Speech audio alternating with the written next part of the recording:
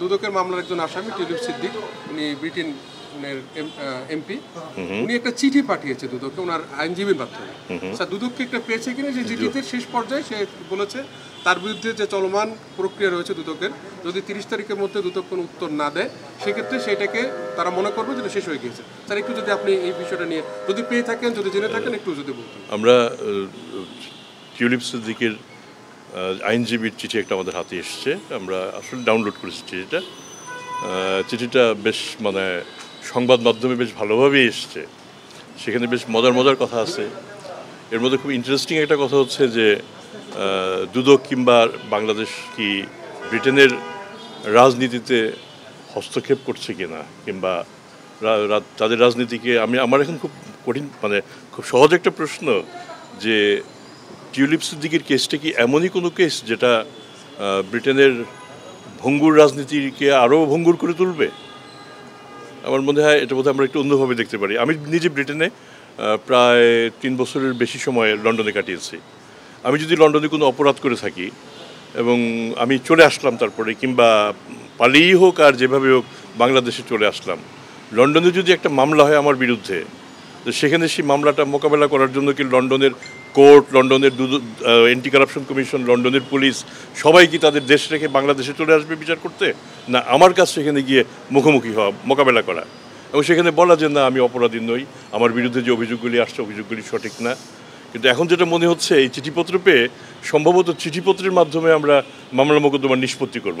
এটা তো হওয়ার কথা নয়। কোর্টে যখন মামলা হয় আমাদের কাজ হচ্ছে সেই কোর্টে মোকাবেলা করে যে অভিযোগ থাকে সেই অভিযোগগুলি আমরা এখনই বলবো না যে প্রমাণিত, অভিযোগগুলি কোর্টে সেটা প্রমাণিত হবে। তো সেক্ষেত্রে অভিযুক্ত যিনি, তার দায়িত্ব হচ্ছে এসে হাজির হয়ে সেটার মোকাবেলা করা। রোজকার সাধারণ খাবার এখন হবে অসাধারণ। প্রাণ স্বাদের মশলা, স্বাদ বাড়ায়, ঘ্রাণ ছড়ায়। টিউলিপ সিদ্দিকের ক্ষেত্রেও তাই আমরা একাধিকবার বলেছি যে এটা কোনো রাজনৈতিক মামলা নয়, এটা কোনো উদ্দেশ্য প্রণোদিত মামলা নয়, এটা কাউকে ছোট করার জন্য মামলা নয়। আমাদের অনেক আসামির মতো টিউলিপ সিদ্দিকও আমাদের একজন অভিযুক্ত একজন। আমাদের এর চেয়ে অনেক বড় মামলা, সেটা খুব বড় মামলা, এটা মনে করার কোনো কারণ নেই। তো এখন যেহেতু টিউলিপ সিদ্দিক আমাদের কাছে তিনি বাংলাদেশের একজন নাগরিক, আমাদের কাছে তার এনআইডি, সে বাংলাদেশি এনআইডি, তার যে টিআইএন ইনকাম ট্যাক্সে সেটা বাংলাদেশের, তিনি বাংলাদেশের এনবিআরে তার ইনকাম ট্যাক্স রিটার্নও দাখিল করেছেন, সেগুলিও বাংলাদেশি। তা আমরা এখন এরকম একজন বাংলাদেশির বিরুদ্ধে কোনো অভিযোগ যদি থাকে সেটা তো আমরাই মোকাবেলা করবো, সেটা তো আমরা বাংলাদেশি দাখিল করব না, তার বিরুদ্ধে এই মামলা নিয়ে আমরা ব্রিটেনে দাখিল করবো যে এই মামলাটা ব্রিটেনের মামলা। তো কাজে বাংলাদেশের মামলা আমরা করেছি এবং আমরা বিশ্বাস করি যেহেতু আমরা টিউলিপ সিদ্দিক নিশ্চয়ই আইনের প্রতি খুব শ্রদ্ধাশীল হয়ে তিনি বাংলাদেশের যে চলমান আইন, আমাদের দেশের যে আইন, সেই আইন মোতাবেক তিনি সেটার মোকাবেলা করবেন, এটাই আমাদের প্রত্যাশা, খুব সহজ প্রত্যাশা। আর এমনকি কখনো হয় যে আপনি একটা চিঠি লিখলেন, চিঠি লিখে বললেন আপনি যদি 7 দিনের মধ্যে জবাব না দেন তাহলে বুঝে নেব আমার মামলা শেষ। এভাবে চিন্তা করুন, আসুন আমাদের দেশের একজন খুন করে পালিয়ে গিয়ে তারপর একটা চিঠি দিল আদালতকে, যদি 7 দিনের মধ্যে বা 10 দিনের মধ্যে আমার জবাব না দেন তাহলে আমি ধরে নেব যে আমি মামলা থেকে অব্যাহতি পেয়েছি। এটা কি হতে পারে কখনো? হাস্যকর। এটা অবশ্যই হাস্যকর, এটা হতে পারে না। স্যার, একটু ইন্টারাপ্ট করি স্যার, সে একেবারে স্পষ্ট লিখে বলেছে তার আইনজীবী যে এটা থেকে ব্রিটেনের রাজনীতিতে হস্তক্ষেপ দুদক এবং বাংলাদেশের। আচ্ছা, আমারও প্রশ্ন সেটাই যে ব্রিটেনের রাজনীতি কি এতই ভঙ্গুর যে ব্রিটেনের একজন, যদি আমি তাকে ব্রিটেনের নাগরিকও ধরে নেই, ব্রিটেনের নাগরিকের বিরুদ্ধে একটা মামলা হলো আর তাতেই ব্রিটেনের সরকার, ব্রিটেনের রাজনীতি সব ধসে পড়বে? এটা কি হতে পারে? তো কাজেই আমার মনে হয় যখন এসব শব্দ চয়ন করেন আইনজীবীরা, তারাও সঠিক শব্দ চয়ন করবেন। তারা কিন্তু এভাবে তাদের নিজেদের দেশকে ছোট করছেন, তারা নিজেরা প্রমাণ করছেন যে ব্রিটেনের রাজনীতি ভঙ্গুর। আমাদের হস্তক্ষেপ করার কি আছে? এখানে আমাদের যে কার্যপরিধি, এতে তো আমাদের রাজনীতিতে যাওয়ার কোনো সুযোগই নেই।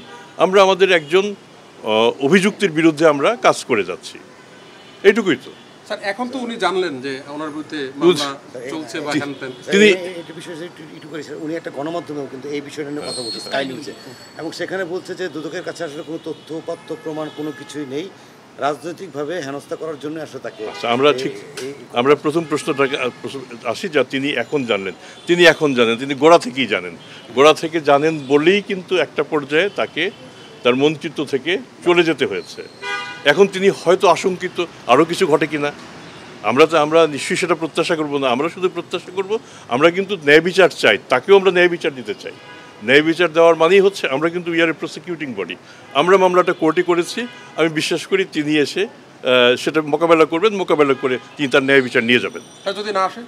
যদি না আসে তাহলে তো আপনার ইনএবসেন্সিয়ার ট্রায়াল হয় না। আমাদের সব মামলাই কি আমরা আসামিদের সাথে সামনে পাই? আমাদের যত ক্রিমিনাল মামলা, সিভিল মামলা, অনেক মামলাতে অনেক আসামি ইনএবসেন্সিয়ার ট্রায়াল হয়, সেটার পদ্ধতি রয়ে গেছে, সেভাবে বিচার হবে। দুদকের সাথে অন্য প্রতিষ্ঠানের তফাৎটা কোন জায়গাটায় বলি, দুদকে কখনো রাজনৈতিক মামলা হওয়ার কোনো সুযোগ নাই। আমরা বিভিন্ন সময় শুনে থাকি দুদক কাজ করে মূলত পেপার বেসড কাজ। আমার হাতে যদি ডকুমেন্ট থাকে, কাগজপত্র থাকে, এবং সেই কাগজপত্রে যদি গড়মিল পাই তখনই মামলা হয়, তার আগে তো মামলা হওয়ার কোনো সুযোগ নাই।